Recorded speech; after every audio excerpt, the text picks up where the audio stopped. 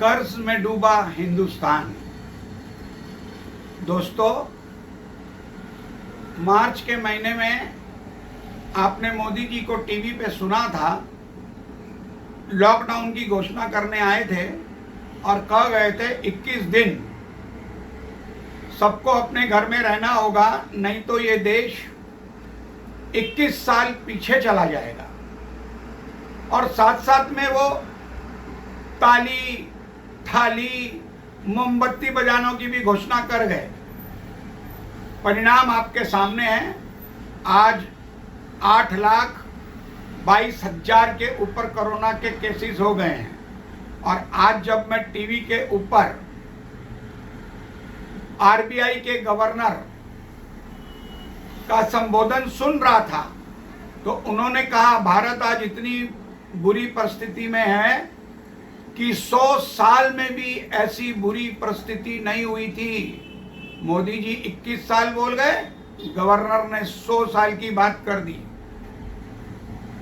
मेरे घर में जब मैं छोटा बच्चा था, आरती होती थी, तो आरती के समय मैं कड़छी और थाली लेकर के बजाता था। तो मेरी नानी मुझको डांटती थी, मेरे हाथ से थाली और कड़छी छीन लेती थी और गुस्से में मेरे को बोलती थी, ये थाली और कड़छी बजाने से रोजगार चला जाता है और घर की लक्ष्मी चली जाती है। तभी मुझे इतनी समझ नहीं होती थी।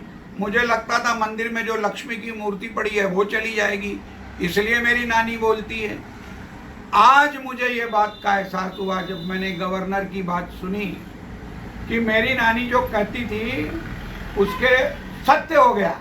मोदी जी ने थाली बजवाई और देश के 80% लोगों का रोजगार चला गया। अब एहसास हुआ। आपको पता है देश के ऊपर कितना कर्ज है। जैसे हम लोग अपना कर्जा नहीं देते हैं तो हमारी श्योरिटी दी हुई लोगों से कर्जा वसूल होता है। हमारे एसेट्स, हमारे मकान, हमारी दुकान सब आकर के बैंक सीज कर देता है। उसी प्रकार अगर विश्व से उठाए हुए लोन हमारी सरकार अदा नहीं कर पाएगी तो जितनी भी हमारी सरकार की संपत्ति है उसके ऊपर जो कर्जदार हैं उनका अधिकार हो जाता है और देश फिर से एक बार गुलामी की जंजीरों में चला जाएगा। मैं आपको बताना चाहता हूं कि हमारे देश पे कितना कर्जा मोदी जी ने कर दिया है। द इकोनॉमिक टाइम्स की रिपोर्ट के अनुसार पिछले 57 मंथ्स में मोदी सरकार ने 30 लाख करोड़ के कर्जे विश्व से उठाए हैं। फाइनेंस मिनिस्ट्री के डॉक्यूमेंट्स के अनुसार 30,28,945 करोड़ लोन के साथ अब इंडिया गवर्नमेंट पर 53,11,083 करोड़ का कर्ज है। यानी हर भारत के नागरिक पे 23,300 रुपए का कर्ज हो गया है। इसके अलावा हमारी इंटरनल सेविंग्स सिक्योरिटीज जो आरबीआई और एलआईसी में है उसमें से 1.66 ट्रिलियन करोड़ उधार लिया गया है। 650 टन सोना हिंदुस्तान का वर्ल्ड बैंक में गिरवी रखा है।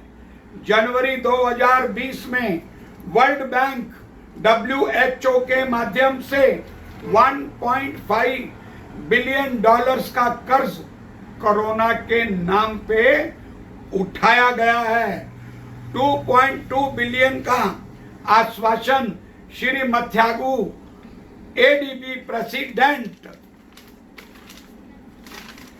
ने देने का फैसला किया है कोरोना 19 से लड़ने के लिए। इसमें से 1.77 बिलियन डॉलर सैंक्शन हो गया है और जुलाई 2020 में क्रेडिट भी हो गया है।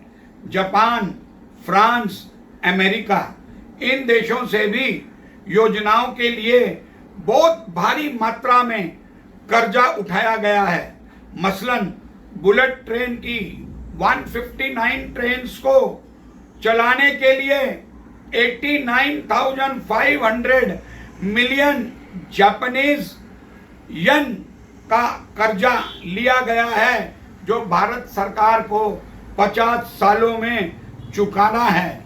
अब मैं आपसे पूछना चाहता हूं, 50 साल में मैं जिंदा रहूंगा, मोदी जिंदा रहेगा, राहुल गांधी जिंदा रहेगा, सोनिया गांधी जिंदी रहेगी, अखिलेश जिंदा रहेगा, मायावती जिंदा रहेगी, इन नेताओं में से कौन जिंदा रहने वाला है? तो ये कर्जा चुकाएगा कौन? ये कर्जा चुकाएगी भारत की जनता। भारत के युवा सब गुलाम बनेंगे और इन कंट्रीज के अधीन हो जाएंगे। इससे मैं आपको सावधान कर रहा हूं। अगर आपको जितनी 70 साल की कमाई हमारे विरासत में हमारी पूर्व की सरकारों ने बनाई थी, मोदी ने सारी मिटिया मलेट कर दी है।